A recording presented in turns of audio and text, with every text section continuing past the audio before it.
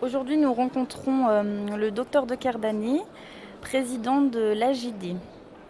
Bonjour, monsieur de Cardani. Bonjour. Nous avons 4 questions à vous poser. La première, c'est quel rôle les objets connectés peuvent-ils jouer dans la gestion du diabète chez les jeunes?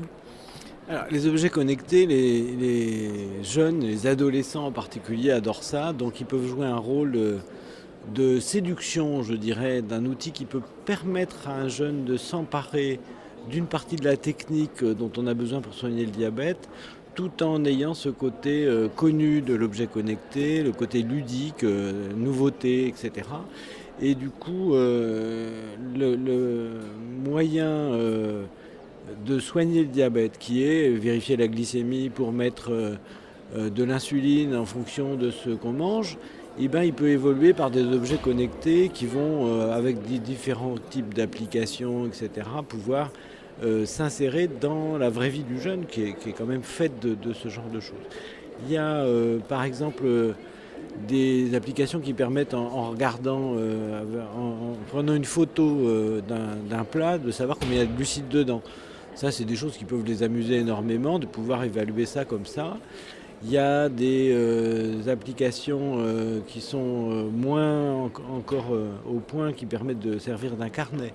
On serait ravi de pouvoir avoir une application un jour sur une tablette numérique où il y ait un carnet de traitement qui serait auto-affiché, si j'ose dire, avec un lecteur de glycémie qui enverrait ces informations, ce qui existe déjà pour certaines firmes, mais également une pompe ou un stylo qui enverrait lui-même par connexion ces informations. Ça existe aussi.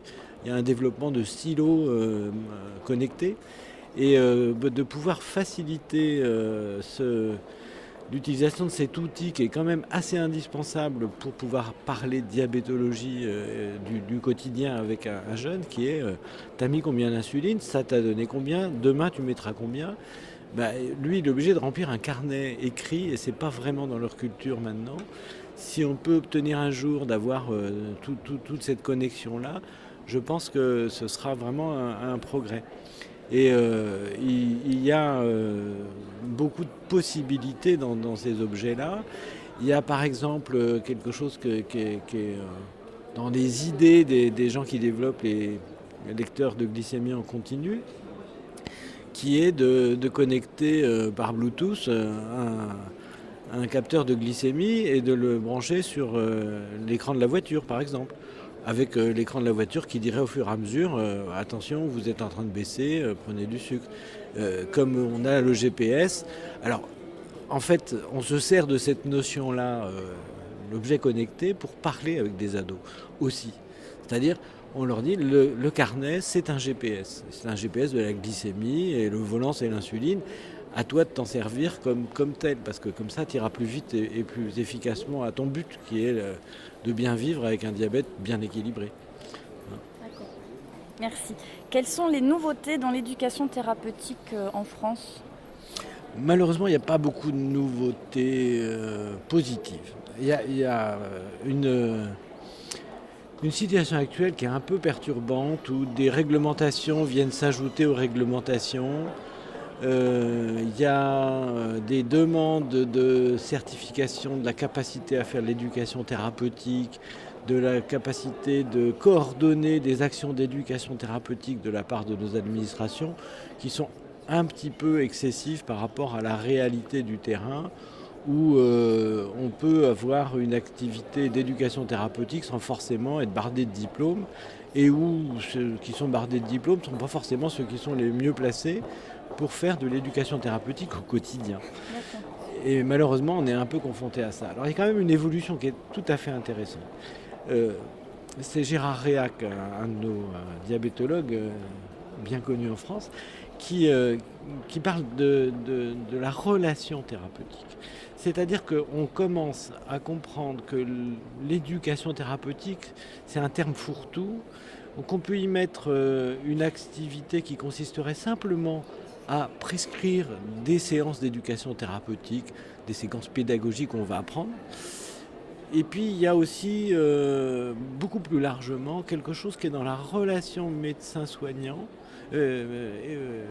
médecin et soignant Mhm. et patient et famille, qui est de mettre en évidence des valeurs dans la relation qui sont partagées, qui ne sont pas toujours exprimées clairement, qui sont partagées mais pas dites, pas expliquées. Et je pense qu'on va vers ce genre de choses, c'est-à-dire dire, eh bien, la relation thérapeutique, elle est basée sur un respect mutuel de la compétence de l'autre, chacun dans son domaine.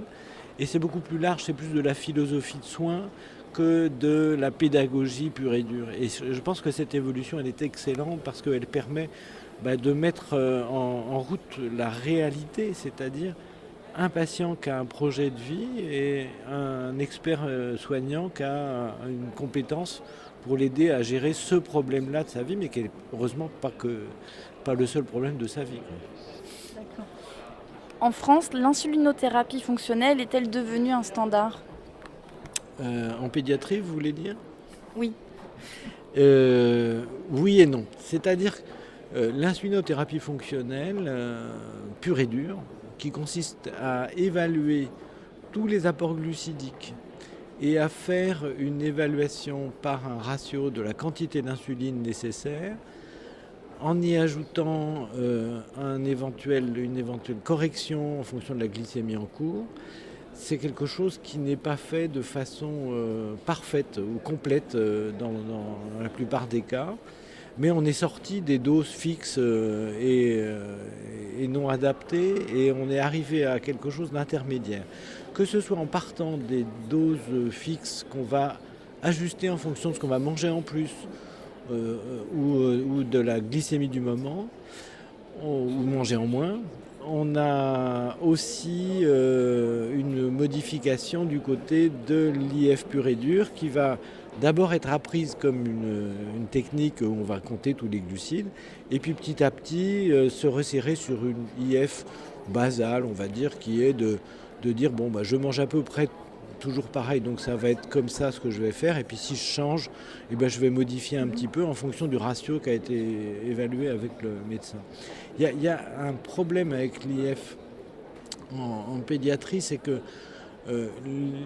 la vraie IF, celle qui permet au patient d'être libre de faire ce qu'il veut avec son diabète, doit tenir compte du besoin de changer les ratios en fonction du repas et en fonction aussi de l'évolution des besoins d'insuline. Ce qui est quand même moins vrai chez les adultes et qui est très très vrai chez les ados. Il faut vraiment les remettre en cause toujours ces doses parce que il y a variation de l'activité physique, variation de la croissance, de tous les déterminants de la glycémie. Et du coup, il faut se méfier d'un effet qui est d'avoir un ratio fixé par le médecin tous les 3 mois, alors que ce serait au patient de gérer ça. Donc il y a une tentation que le patient ne dispose pas de toutes les informations et de tous les volants pour mener sa vie comme il l'entend. Et du coup, c'est important, en faisant appel à cette technique, de se rappeler le besoin de laisser le patient prendre soin de lui avec des apprentissages qu'il aura fait et qui lui permettront de s'adapter. Alors comme c'est plus difficile chez l'ado, il faut être encore plus vigilant ou adapter plus l'IF en prenant des méthodes qui sont inspirées de l'IF mais qui ne sont pas forcément de l'IF pur et dur. D'accord, merci. Et la dernière question, l'incidence du diabète de type 2 augmente de façon globale et on aurait voulu savoir si vous constatez au sein de l'AJD une hausse du nombre de jeunes qui le présentent. En fait, pas vraiment. Au sein de l'AJD, il y a quand même des diabètes non type 1, on va dire. C'est principalement les maudits. Les diabètes de type 2 liés à l'obésité, à l'image de ce qui se passe chez l'adulte et des descriptions qui sont faites dans des pays comme les États-Unis ou l'Asie, on a quand même très peu ce genre de choses, sauf dans certaines zones, la région parisienne en particulier. Mais c'est encore très limité. Et pour vous donner une idée, moi à Rennes, j'ai vu un enfant dans ma carrière qui avait un diabète de type 2. Et quand des boîtes viennent nous demander de tester des médicaments pour les diabètes de type 2 chez l'enfant, on est obligé de leur dire que malheureusement, on n'a pas de patient qui soit susceptible d'essayer ça. Voilà. Je vous remercie pour votre temps et bonne journée.